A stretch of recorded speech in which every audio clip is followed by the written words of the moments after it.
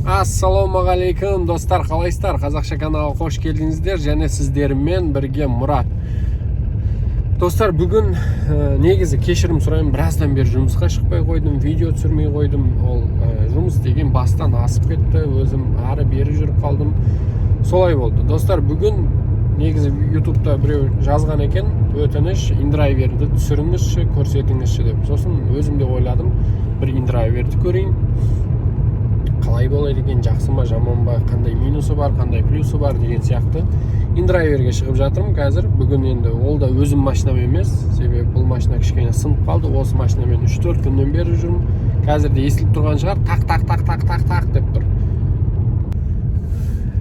Осылай тақылдап дыбыс шығып тұр, енді жүре береміз. Біраз жұмыс істедік.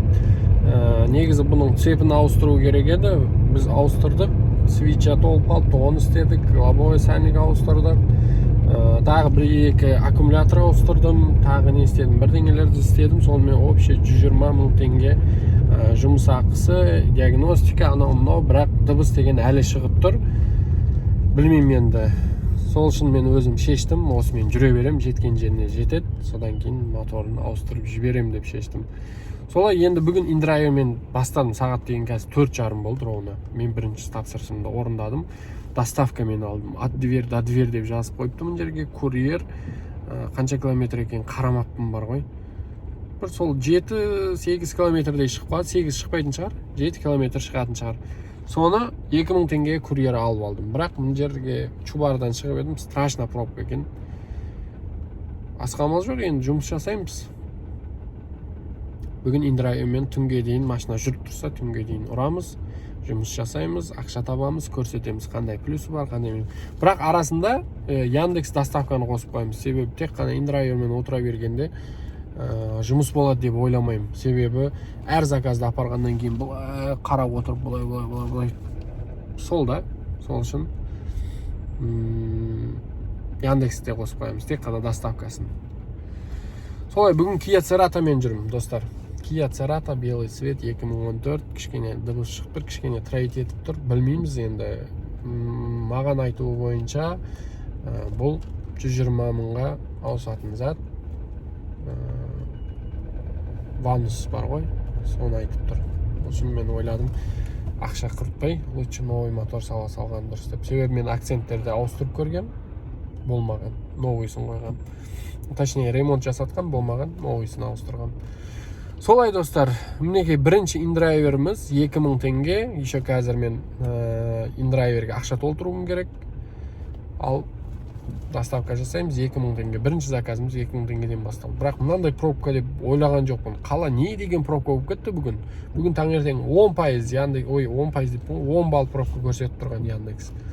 Енді біз қазір индрайвердеміз, тугиспен жүреміз деген сияқты ғой. Ал кеттік, маған сәттілік тілеп қойыңыздар. Бастадық. Неге басталды біздің курьер. Но неге істемейді? О, істелеген. Неге біздің Cerato. Пробег мынандай. Кішкене дыбыс шығып тұр. Оған мән бермейсіздер. Вертолетымыз бар. О, ұшады біз жүрген кезде. Ой, жүрген кезде бұл, күн түскен кезде ұшады. Оған дейін тұрады осы жерде. Бірінші заказды алып келдім 2000-ға. Енді мынандай заказдар шығып тұр. Не стоит деп ойлаймын да өзімше. Сол үшін алмай отырмын. Мынаны алсақ пробка болып кете ма деп тұрмын. Жерде баған 500 теңгелік заказ бар еді. Міне. Соны 650-ге предлагать етсем. Қалай болады екен? 3 минуттик. Крик. Осындай қысқа заказдар болып тұрса. Отклонен дейді. Ладно, басқасын көреміз. Осылай, негізі Юго-Востокқа барып, сол Юго-Востоктың ішінде ары бері жүре берген жақсы еді деп ойлаймын. Қазір пробка бастап кетеді, ал Юго-Востокқа заказ шықпай жатыр. Юго-Востокқа 1500-2000 теңге әкетіп, сол жақта жүре беру керек еді. Новый вокзалға шықты ба, ана 2000-да беріп жатқан жоқ, сол үшін алған жоқпын. Мынаған 1900 предлагать еттім. Юго-Восток екен. Что-то Алматы. Білмеймін. 9,5 километр. Сосын бір қысқа заказ шықты, алып үлгерген жоқпын. Баға заказды 1800-ге алдым. Юго-Востокқа қарсы сол жақта жүре береміз. Қазір тағы бір заказ алып келдім, бағана 1800-тен келді. Енді мынандай заказдар тұр. Мынаны алып барайын десем, қабылдаған жоқ. 700 теңгеге. Білмеймін, не үшін олай істеген. 1000 теңге жасаймыз, 5 минут. Көрейік не дейді екен. Мінекей. 1000 теңгеге алып барамыз. Жақын жерден алып кету керек. Достар, мынау нені түсіре алмай жатырмын, индрайверді. Кішкене түсініксіз болып жатыр ма, или индрайверді видеоға түсірмегеніме ма, что-то қай жерде түсіріп қалай екен. И сосын неше минутта алып келгенімді де біліп тұрған жоқпын бар ғой. Примерно жарты сағат уақыт кетіп жатыр. Екі заказ 3800 болды, біреу 2000, біреу 1800. Енді қазір мінекей 1000 теңгеге 4,5 километр. Тек қана индрайвер, құдай қалса 10.000 жасасақ күшті болушы еді. Себебі мына машинаның дыбысы көбейіп жатыр. Солай достар, баны 2,5 курьер шықты, левый берікке алған жоқпын. 2800 басып көрдім. Сосын отклонение жасады, содан қайтадан қабылдаған жоқпын, жіберген жоқпын. Қазір барлық жер пробка, бір сағаттан көп уақыт кетіп қалады деп ойладым. Кеттік, осы Юго-Востокта ары бері жүре берейік.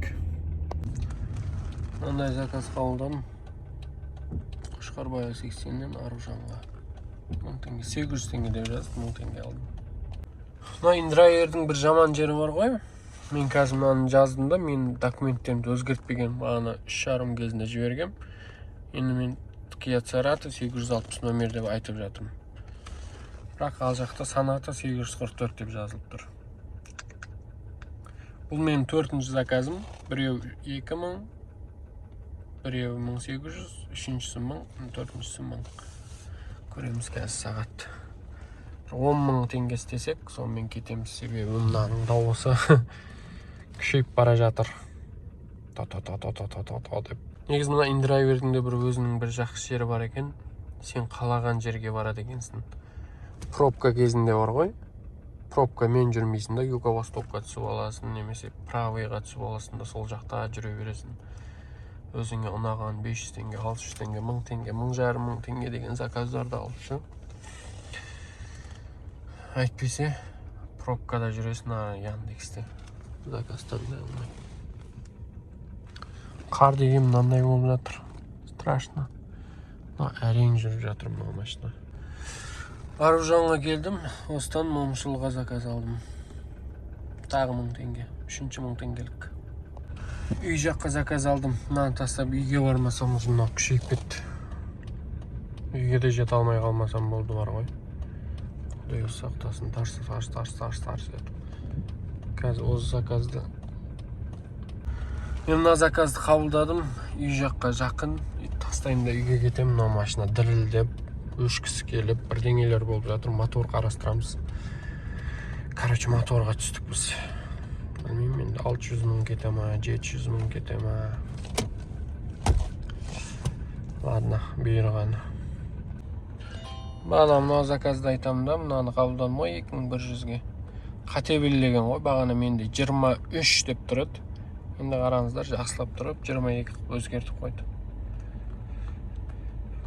Бұндайлар индрайверде де бар екен ғой, короче. Тұран терраса дейді. Сарыарқа 31/1 дейді. Кетші, мен машинам бұзылады, қазір кеттім мен. Дыбыс шығып кетті. Тасыр еді. Осылай. Сағат 7 болды, мынау Сатпаева деген страшно пробка болып кетті ғой. Менің машинам дауысы барған сайын дауысы күшейіп, машина тартпай, дірілдеп өшудің әрекетін жасап жатыр. Mына әдемі заказды отмена жасады, көріп тұрсыздар ғой, бағана 23/2A деген жерден заказ берген. Енді 22-де тұрмын мен деп қояды. Өзім мына пробкаға кіріп кеткем. Әйтпесе осы жерден өттім мен. Ланчжоудан. Сатпай 22-ден. Ладно, бұйырғаны.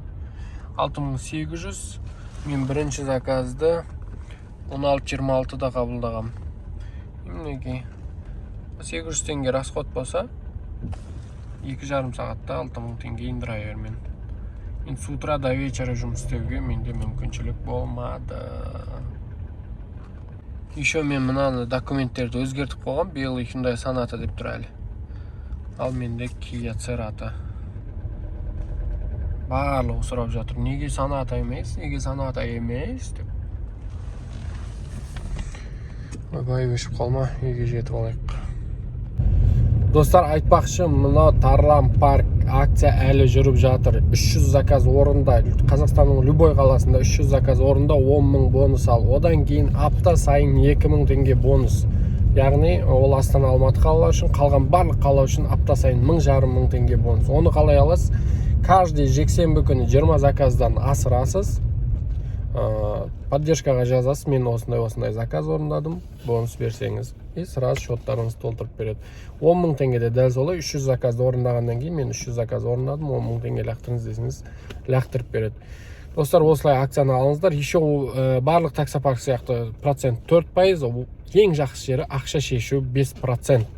Ешқандай комиссия алмайды, бонусқа да алмайды. Түсіп жатқан бонустар бар ғой, кейде алады ғой, шешіп алған кезде. Соларға да алмайды процентті. И безналичный жиналған ақшаға да алмайды. 5% любой время суток программасымен ақша шешіп ала бересіздер. Осы жердегі номерін қалдырам, тіркеліңіздер, рахаттанып жұмыс істеңіздер. Неге достар, 2,5 сағат қана жұмыс істедік. Өкінішке орай. Пробкада страшно болып кетті, білмеймін. Не үшін пробка? Көп жерде ДТП бір баласа мұн жақты қар жинап тастаған, короче. Бүгін сондай күн екен. Ладно. 2,5 сағатта, даже 2,5 сағат болған жоқ, 6000 теңге ақша таптық. Индрайвермен. Көпте жүрген жоқпыз. Ондай алыс заказдарда болған жоқ. Жақсы, 6000 теңге. С утра до вечера жұмыс істесе, осындай заказдар болып тұрса, онымен де нормальный ақша тауып қоюға болады екен. Енді по-любому өзінің плюс-минустары болады. Индрайвердің өзінің плюсы бар, Яндекстің өзінің плюсы бар деген сияқты. Индрайвердің ұнаған жері маған, сен қалаған жерге барасың. Мысалы, пробканы көріп өтіп кеттің бе, амал барынша сол көшемен жүрмеуге, сол жаққа алмауға тырысасың. Юго-Востоктың ішінде жүре бересің. Ал ұнамаған жері қарап отырасың осылай. Заказ түсіп қалды ма? Қалай? Үлгерем ба? Үлгермеймін ба? Алып кетті ма? Жақсы заказ берді. Сондай, короче, қарап отыра береді екенсің. Сол жағынан кішкене минус екен. Қанша процент алатынын білмеймін. 6800 теңге не шығарып тұрмын? 6000 теңге чистый доход деп тұрмын. Білмеймін. Бәлкім онда емес шығар, бәлкім кішкене көп шығар. Ойбай, мына машина. Енді мына машинаның қазір видеоларын көрсетемін сіздерге. Кеше ремонт жасағамыз, сеп ауыстырғамыз. Уақыты келген оның 224 мың пробег. Одан кейін свич майға толған, оны ауыстырдық. Катушканың резинасы қатып қалған, оны ауыстырдық. Тағы не істедік? Заслонканы тазаладық, ол толып қалған. Сондайлар көп жұмыс істедік. Қазір соны көресіздер, мінекей.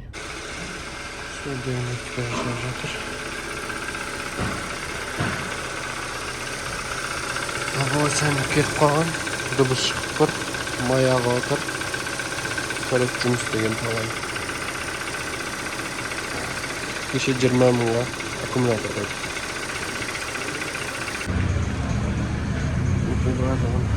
Ашып тастады. Енді қазір ауыстырады.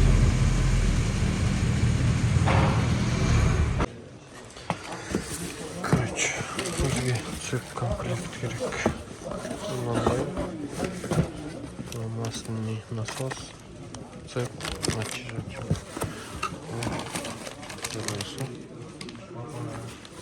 25 мың, мына 20 мың. Нам по-свойски дает.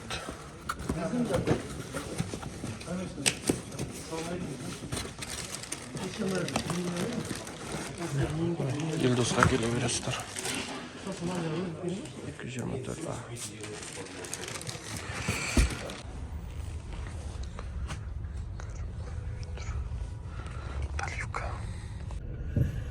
Неке машина осындай ремонт жасап шығып едік, сонда да дыбыс шығып кетті. Болған жоқ. Ладно.